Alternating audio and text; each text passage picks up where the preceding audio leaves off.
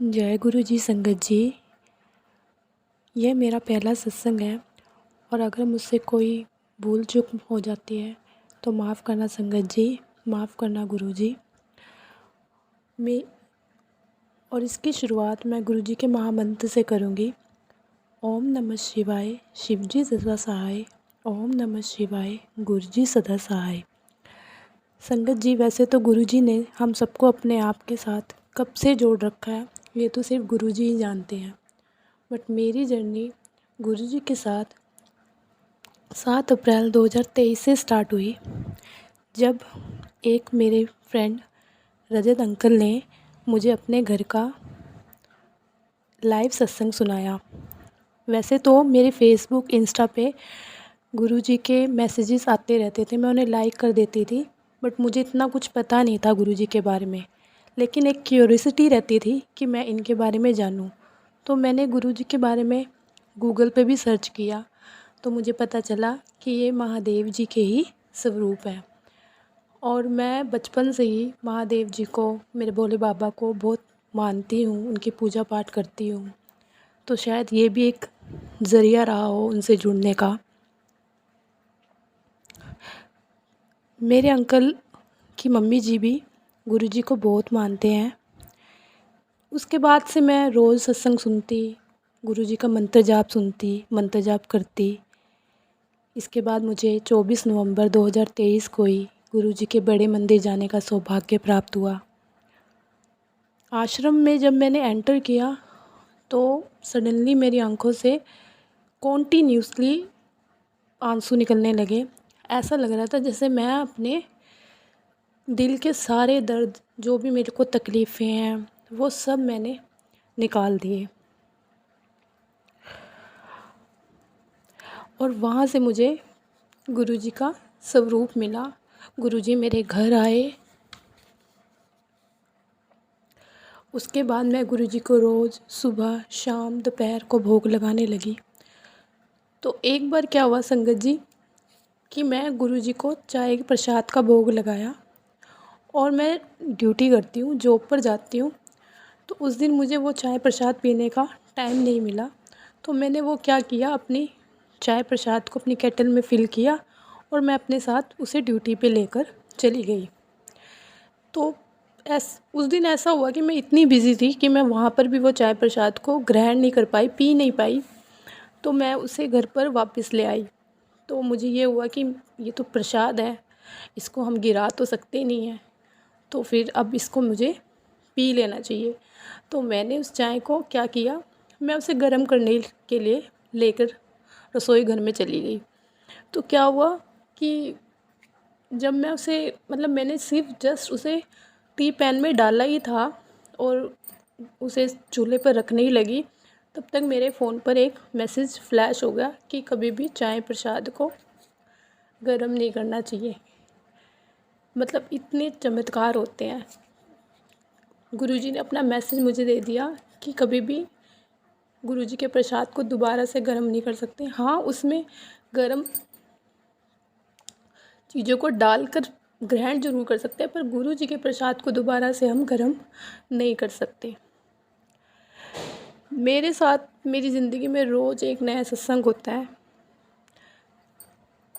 एक बार क्या हुआ संगत जी कि मेरी तबीयत थोड़ी ऐसी ख़राब सी रहती है, और जनवरी की बात है और मैं इतनी बीमार थी, बहुत बीमार थी। पर वही है कि हम काम करने वाले लोग हैं, रोज़ हम लीव ले भी नहीं सकते।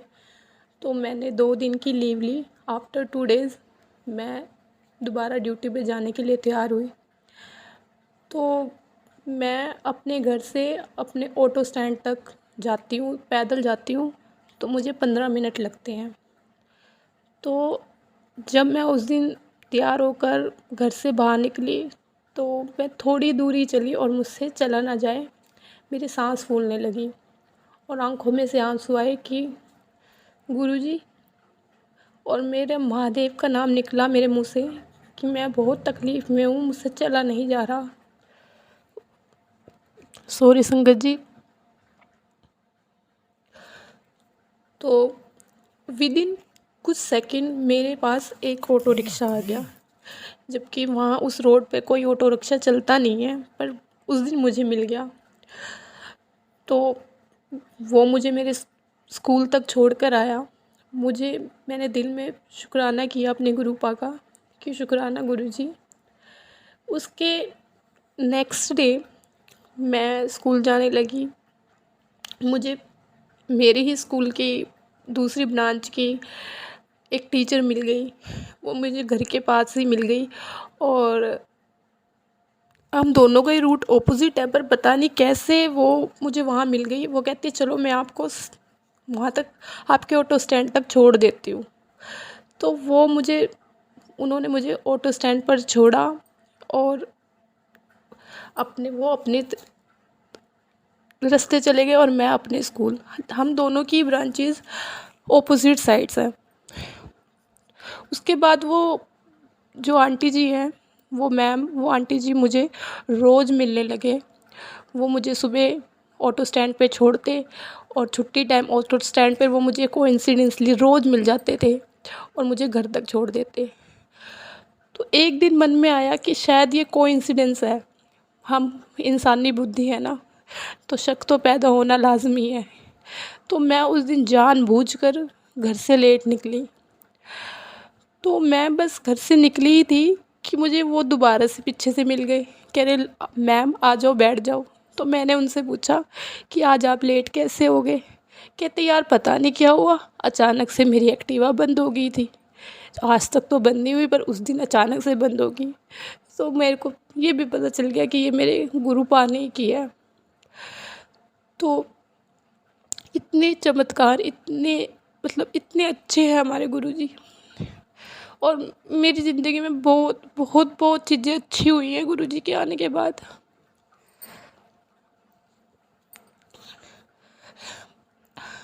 उसके बाद मेरी तबीयत ठीक होने लगी, मेरी तबीयत ठीक हुई। वो मैम मुझे रोज़ मिलते थे, रोज़ मुझे ऑटो स्टैंड पे छोड़ देते थे। उसके बाद छुट्टी टाइम मुझे घर छोड़ देते थे। तो जब मेरी तबीयत ठीक हो गई, फिर मैंने कहा गुरुजी अब वो मैम मुझे ना मिले, क्योंकि मुझे भी अच्छा नहीं लगता ना, ऐसे वो मुझे छोड़ देते हैं और फिर मुझे यहाँ तक घर भी छोड़ देते हैं। मैंने उनको कहा कि आप मुझसे पैसे ले लिया करो, आपका भी तो फ्यूल लगता है। तो वो मुझसे पैसे भी नहीं लेते। मैंने कहा गुरुजी अब मैं ठीक हूँ और वैसे भी वॉक करना बॉडी के लिए अच्छा होता है, अब वो मुझे ना मिले। और उसके बाद ना सच में मुझे वो मैम, वो आंटी जी आज तक नहीं मिले अब तक। अब वो मुझे मिलते ही नहीं है। और एक बार की बात है, मेरे को एक सत्संग में जाने का सौभाग्य प्राप्त हुआ। मैं उस सत्संग में गई और मैं उस सत्संग में बैठी, मुझे इतना अच्छा फील हुआ और मैंने गुरुजी से कहा गुरुजी मुझे भी अपनी प्रेजेंस फील कराओ ना, मुझे भी तो बताओ कि आप मेरे साथ हो। तो उसकी थोड़ी देर बाद मुझे ना इतनी भीनी भीनी सी खुशबू आने लगी। मैं मेरे दिल ने कहा कि ये गुरुजी ही हैं, ये गुरुजी ही हैं। और वो गुरुजी ही थे। उसके बाद वो 15 मिनट मुझे लगातार वो खुशबू आई है और 15 मिनट बाद वो खुशबू गायब हो गई। मुझे उसके बाद वो फील नहीं हुई। तो मैंने गुरुजी को शुक्राना किया। मैंने कहा ये गुरुजी बहुत बहुत बहुत अच्छे हैं।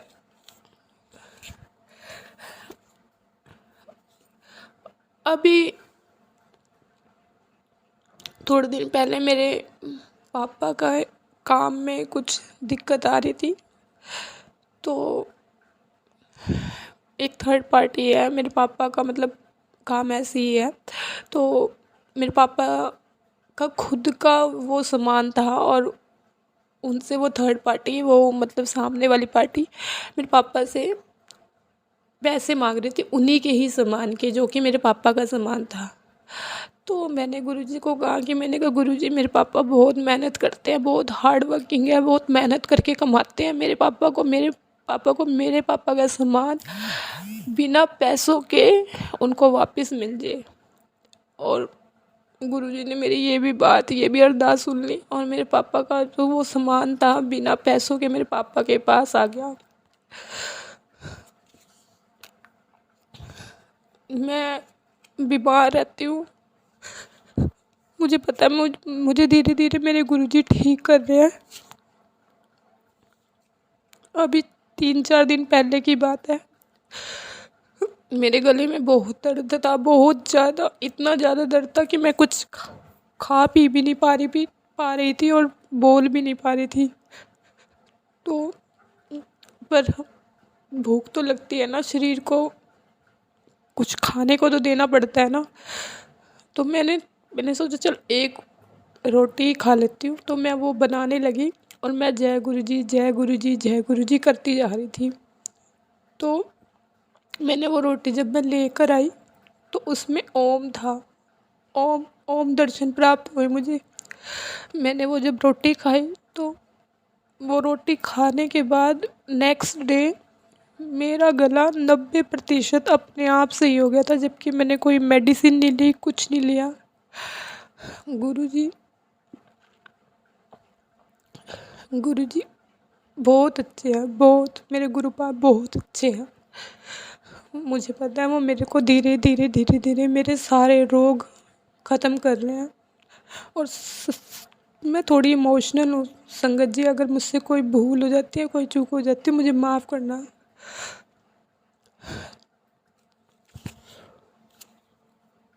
गुरुजी हम सब पर, अपनी संगत पे अपनी ब्लेसिंग बनाए रखिएगा। मेरे अंग संग रहना, मेरे साथ हमेशा रखना। अगर मैं को अपनी राह भटकती हूँ तो मुझे सही राह दिखाना, मुझसे अच्छे कर्म करवाना, सबका भला करवाना, कभी किसी का बुरा मेरे से ना हो।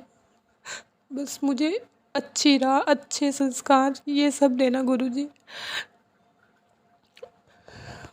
मैं अपनी वाणी को अब यही विराम देना चाहूँगी और गुरुजी के महामंत्र जाप का उच्चारण करूँगी।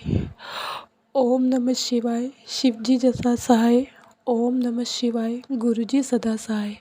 ओम नमः शिवाय, शिवजी सदा सहाय। ओम नमः शिवाय, गुरुजी सदा सहाय। जय गुरुजी, शुक्राना गुरुजी, अनंतम अनंतम शुक्राना, कोटि कोटि शुक्राना। जय गुरुजी।